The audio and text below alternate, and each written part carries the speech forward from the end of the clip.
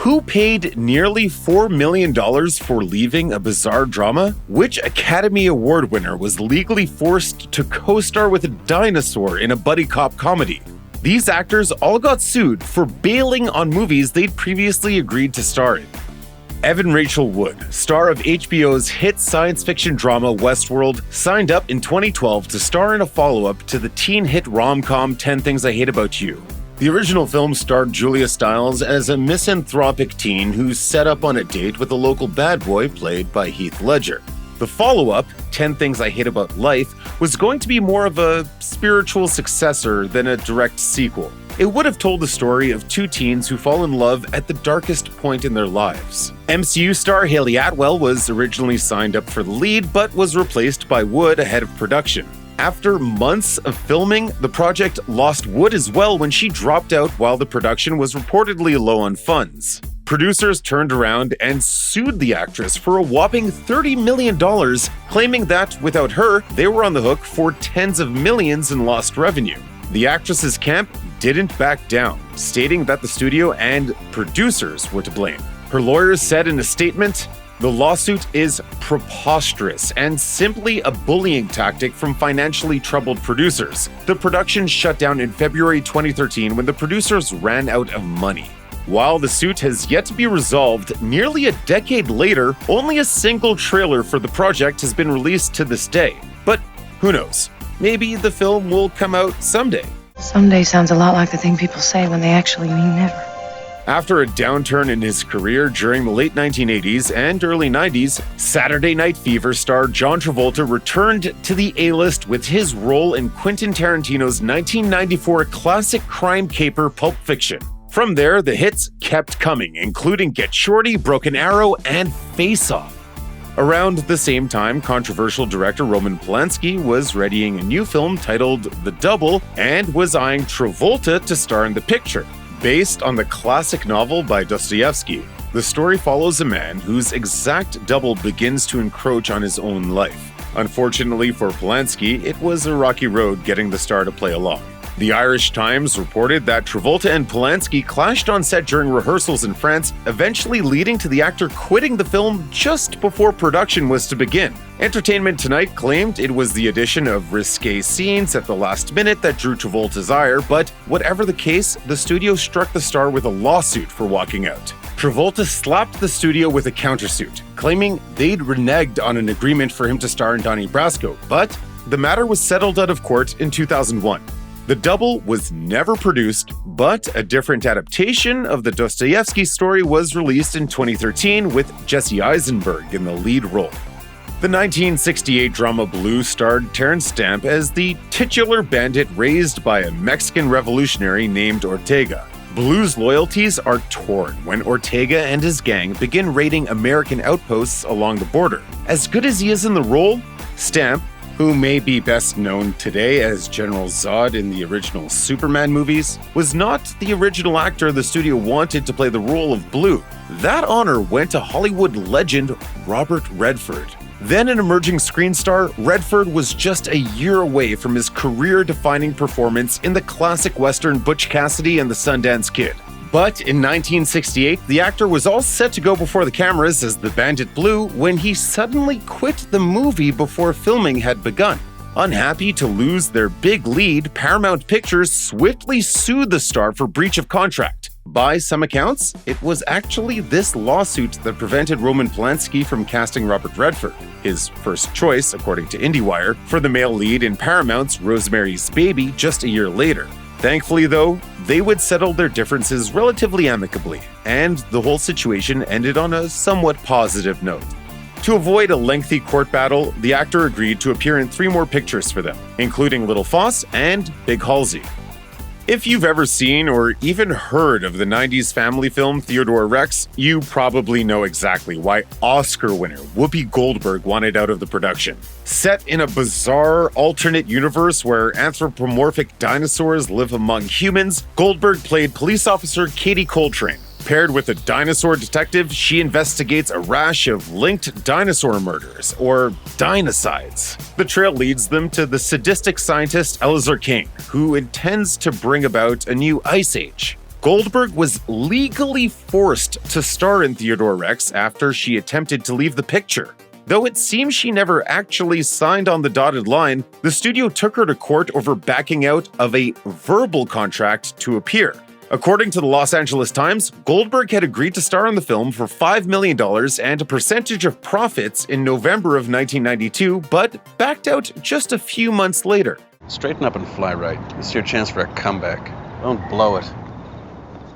He's a dinosaur! The two sides eventually settled their deal, and Whoopi went on to make the movie, much to her everlasting displeasure. Thanks in large part to its mammoth budget, the film was a resounding failure, and it wasn't released until 1996 when it hit shelves as a direct-to-video release. With the movie getting a whopping 0% on Rotten Tomatoes, perhaps the studio should have let her walk away after all?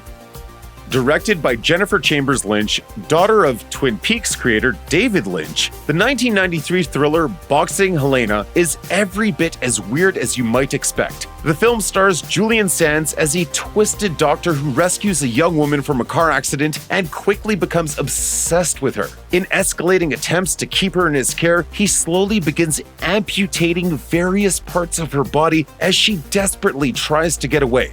Before Sherilyn Fenn joined the project as Helena, however, at least two other major Hollywood stars had been attached, with Kim Basinger having officially signed on to the film. But just weeks before cameras were set to roll on the picture, Basinger walked out of the movie, apparently unhappy with the script and the required nudity.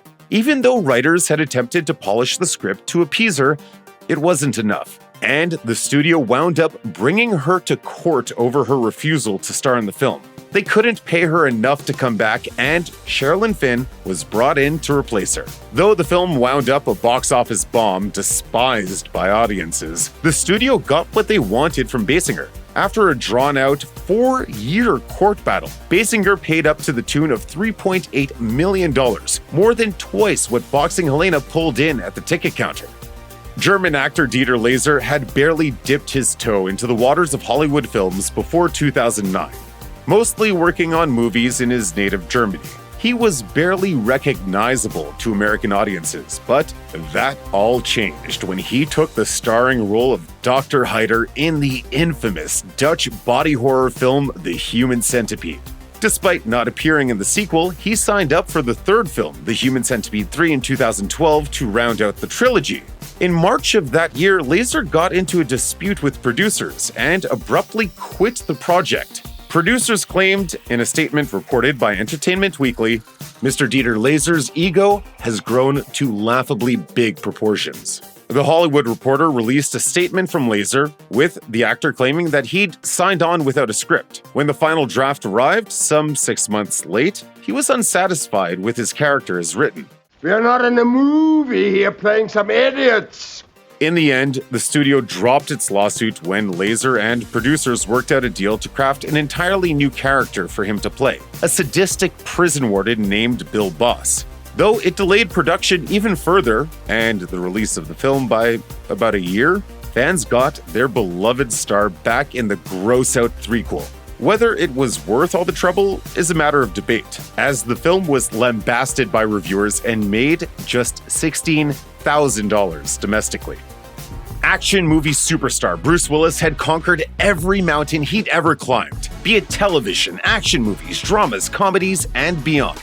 In 2008, the actor sought to embark on a new career as a director and put together a project called 3 Stories About Joan. Willis would have starred in the psychological thriller alongside Owen Wilson and Kieran Culkin, and it seemed to have all the ingredients to make a big splash in cinemas. Unfortunately, things went south quickly when Willis quit the film in September of that year, only 5 weeks into pre-production on the picture. According to the studio, he clearly violated the terms of his contract as star and director, leaving with no notice. He was sued for $4 million in a Los Angeles court, but that certainly wasn't the end of the tale. Willis himself had a very different version of events, claiming that the studio had failed to secure the needed financing as was laid out in their agreement. As reported in The Guardian, the actor and almost director turned around and countersued for a jaw-dropping sum of $8.7 million, claiming that he had put aside other lucrative projects to focus on Joan. The studio dropped the suit in 2010, perhaps intimidated by Willis's countersuit. Sadly, the actor never did get his chance to direct a feature film before his retirement in 2022, leaving his dream of sitting behind the camera unfulfilled. The 1954 historical drama The Egyptian starred Edmund Purdom, Michael Wilding, and Peter Ustinov in the story of an ancient doctor and an injured pharaoh named Akhenaten. After nursing him back to health, the young ruler makes the doctor his court physician. Originally planned to have starred Marlon Brando, fresh off A Streetcar Named Desire and Julius Caesar, 20th Century Fox had high hopes for the big-budget epic. Once again, though, just days before filming was set to begin on the massive picture, Brando left the set and would never return. Brando claimed he only left so he could go home to New York to see his therapist, but the studio wasn't happy with his excuse. Rather than accommodate the actor's medical needs, they sued him for breach of contract for as much as $2 million. To settle the dispute, Brando agreed to star in another picture for them, Desiree, which he later claimed to have put minimal effort into. Thankfully, the ordeal did little to tarnish Brando's career. He'd go on to star in On the Waterfront in lieu of The Egyptian and win an Academy Award for his performance. You're a cheap, lousy, dirty, stinking mug! And I'm glad what I've done to you! You hear that? Benny and June was a quirky early 1990s romantic comedy that paired rising star Johnny Depp with actress Mary Stuart Masterson, netting the young Depp a number of award nominations. Believe it or not, though, the film almost had a very different cast. Originally slated to star were Cheers veteran Woody Harrelson and future Jurassic Park actress Laura Dern. But before she signed on the dotted line, Dern walked away. Harrelson had already signed the contract for his role in the film, but still did the same, quitting the film to take a lead role in the controversial drama Indecent Proposal. He was hit with a lawsuit for doing so. Years later, in a joint interview with his near co-star, Harrelson would claim that it was Dern's exit that prompted his. He told her, "Once I knew you weren't in Benny and June, that was that." Dern went on to star in Jurassic Park instead, and Indecent Proposal went on to become a big hit too. Though Benny and June never had the same success ticket-wise, it was well-loved, positively reviewed, and a stepping stone in Depp's enormous career. As for the lawsuit, it was apparently settled out of court for an amount reported by the Los Angeles Times to have been less than $500,000. It seems the studio may not have been looking to make an enemy of the Hollywood star after all.